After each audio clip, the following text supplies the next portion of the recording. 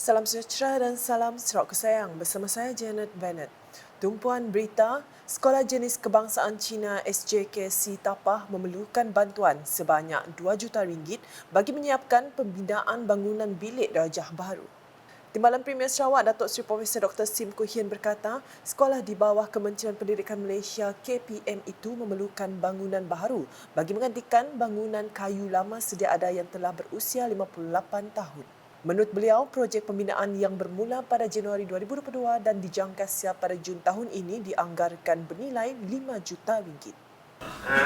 Even though it's a national school, right? Sarawak government has through YB Datuk Roland Sagat earlier on already given 2 million. But it's just that the cost of materials is not so much, and they don't have enough money to complete the rest of the project. Yeah. Beliau berkata demikian kepada pemberita semasa menerima kunjungan hormat daripada rombongan SJKC Tapah di pejabatnya di Wisma Bapa Malaysia pada Jumaat. Turut hadir pengerusi Persekutuan Lembaga Sekolah Rendah Bantuan Cina bahagian Kuching, Semarahan dan Serian Datuk Jonathan Chai dan Presiden Persekutuan Persatuan Cina Sarawak SFCA Datuk Richard Wee. Laporan seterusnya, Duta Besar Republik Rusia ke Malaysia Dr. Ivan Velmir Starcevic dalam melakukan lawatan ke Loji Gas Asli Cecair Malaysia MLNG di sini pada Khamis.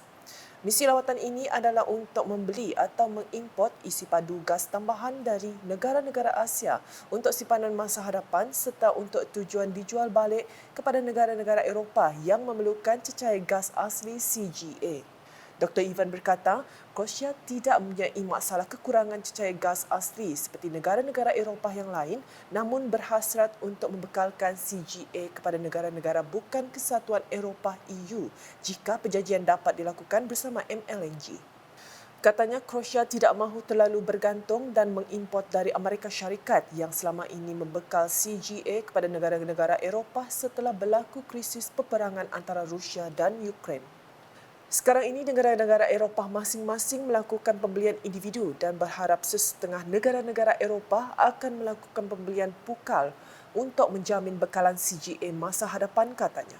Dalam pada itu, beliau juga mengalu-alukan pihak Petronas untuk membuka pejabat atau cawangan mereka di mana sahaja di negara-negara Eropah, terutama sekali negara Rusia, sebagai mengeratkan lagi hubungan diplomatik antara Malaysia dan Rusia. Selanjutnya dibawa, skim peduli kesihatan untuk kumpulan B40, Peka B40 merupakan inisiatif kerajaan bertujuan menampung keperluan kesihatan golongan berpendapatan rendah dengan memberi fokus terhadap penyakit tidak berjangkit, NCD.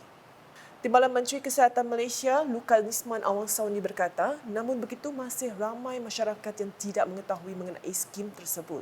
Katanya, setakat Februari 2023, dianggarkan seramai 173,053 orang layak untuk menyertai Peka B40 di kawasan Kuching dan dari jumlah tersebut, seramai 17,908 orang layak di daerah Bau, tetapi hanya 1,530 orang sahaja telah membuat saringan kesihatan. Namun, hanya 1,530 orang sahaja yang telah membuat saringan kesihatan.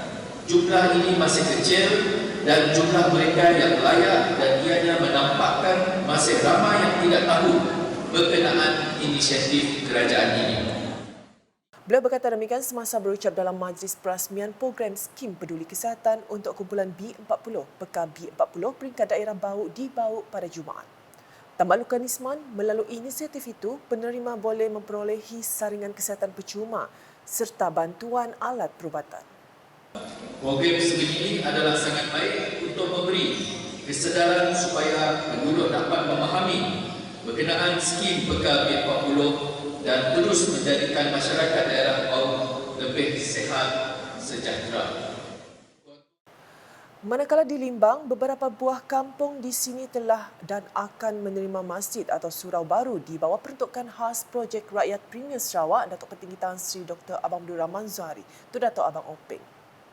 Menurut Timbalan Menteri Industri Makanan Komuniti dan Pembangunan Wilayah Datuk Dr. Abdul Rahman Ismail, melalui peruntukan khas tersebut, beliau yakin ia akan memberikan manfaat yang besar kepada masyarakat Islam khususnya di daerah Limbang. Beliau memberitahu dua projek yang telah siap adalah Surau Daro Ehsan Tun Abang Haji Openg, Kampung Bunga Raya yang dirasmikan oleh Premier Sarawak pada 3 Ogos 2022 dan Masjid Nurul Iman, Kampung Telahak yang mula digunakan pada 25 Mac lalu. Selain itu, katanya sebuah masjid dan 4 buah surau akan dibina menggunakan peruntukan khas tersebut iaitu Masjid Terapung Kampung Limpaku Pinang, Surau Kampung Baru Kuala Berawan, Surau Kampung Melah Ganggai, Surau Kampung Limpaki dan Surau Taman Sri Pinti Ambon. Beliau berkata demikian dalam program Badundun Ramadan tahun 1444 Hijrah 2023 Masihi Mukim Gadong di Surau Kampung Lubuk Pangyin pada Khamis. Ujar beliau lagi, peruntukan khas itu bukan hanya diberikan kepada masyarakat Islam, malah ia turut diberi kepada masyarakat bukan Islam melalui unit hal ehwal agama-agama lain UNIFOR. Dalam program berasingan, Datuk Dr. Abdul Rahman telah mengadakan lawatan ke tapak projek lapangan rekreasi Limbang yang terletak di Lapangan Terbang Lama Limbang. Ketika ditemui media, beliau berkata projek dijangka siap pertengahan bulan Julai tahun ini sangat penting bagi menambah kemudahan masyarakat daerah Limbang untuk berrekreasi, beriadah dan mengadakan sukan lasak seperti drag race yang diminati para belia. Katanya pihak kontraktor memberi jaminan projek tersebut boleh disiapkan lebih awal disebabkan prestasi pelaksanaan projek semasa sekitar 87% berbanding jadual 63%. Ahli Dewan Undangan Negeri Adun Bukit Kota itu percaya dengan siapnya projek tersebut, ia akan menambah pusat riadah di Limbang dan boleh dijadikan sebagai salah satu lagi daya tarikan pelancong ke daerah tersebut. Sejurus selepas lawatan itu, Datuk Dr. Abdul Rahman melakukan lawatan ke tapak projek dataran Bandar Limbang yang mengalami kelewatan penyiapannya disebabkan oleh masalah tanah di tapak projek. Projek yang dilaksanakan di bawah peruntukan Agensi Pembangunan Wilayah Utara NRDA berjumlah 1.5 juta ringgit itu melibatkan kerja-kerja penaik tarafan kawasan padang Majlis Daerah Limbang dan penambahan bilangan lot parkir untuk kegunaan awam. Terdahulu, Datuk Dr. Abdul Rahman telah melawat ke tapak projek transformasi luar bandar RTP Dewan Kampung Buah Siol dan mendengar pandangan penduduk kampung mengenai pembinaan projek berjumlah RM450,000 itu. Disibu pula dengan program ziarah UKAS Semarak Ramadan 2023 diteruskan bagi menyantuni anak-anak yatim di Kompleks Kebajikan Jumaani Tuanku Haji Bujang. Seramai 60 anak Kompleks Kebajikan Jumaani Tuanku Haji Bujang KKJTHB telah menerima sumbangan raya daripada pihak Unit Komunikasi Awam Sarawak UKAS bahagian Sibu dalam program berkenaan. Terdahulu, Pegawai Takbir Khas UKAS Datuk Takun Sunggah dalam ucapannya berkata, program ziarah ini adalah salah satu medium dalam merapatkan solidariti perpaduan pelbagai kaum di Sarawak serta mengukuhkan hubungan silaturahim dalam kalangan masyarakat. Katanya ianya merupakan salah satu platform bagi menyampaikan maklumat terkini dan tepat kepada masyarakat umum. Beliau berkata demikian semasa berucap merasmikan program tersebut di Sibu pada Khamis. Sementara itu, pengurus KKJTHB Najil Lanisa Suhaili menzahirkan penghargaan ke atas UKAS kerana telah memilih KKJTHB untuk mengadakan majlis berbuka puasa pada kali ini. Menurutnya lagi, mereka masih mencari anak-anak yatim terutama di sekitar zon tengah di mana kawasan dalam bidang kuasa KKJTHB ini meliputi dari bahagian Sri Aman hingga ke Kapit. Turut hadir Setiausaha Politik kepada Premier Sarawak Syahid Azmi Wan Junaidi, mewakili Timbalan Menteri Pendidikan Inovasi dan Pembangunan Bakat Sarawak Datuk Dr. Anwar Rabai, Ketua Penolong Pengarah UKAS Seksyen Pemantauan dan Pembangunan Komuniti, Ibu Pejabat UKAS Anwar Hanafi Ardimansyah dan Ahli Lembaga Peyatim Sarawak merangkap pengerusi Esko Peyatim Sibu Datuk Muhammad Yusna Matali. Sekian edisi Tengah Hari bersama saya, Janet Bennett. Berita lebih lanjut boleh didapati di semua platform media sosial UKAS termasuk portal ukas.sarawak.gov.my dan UKAS Channel di YouTube.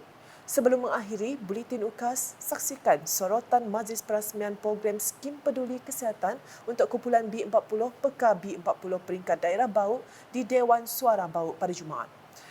#Menjebak Fakta, Salam UKAS.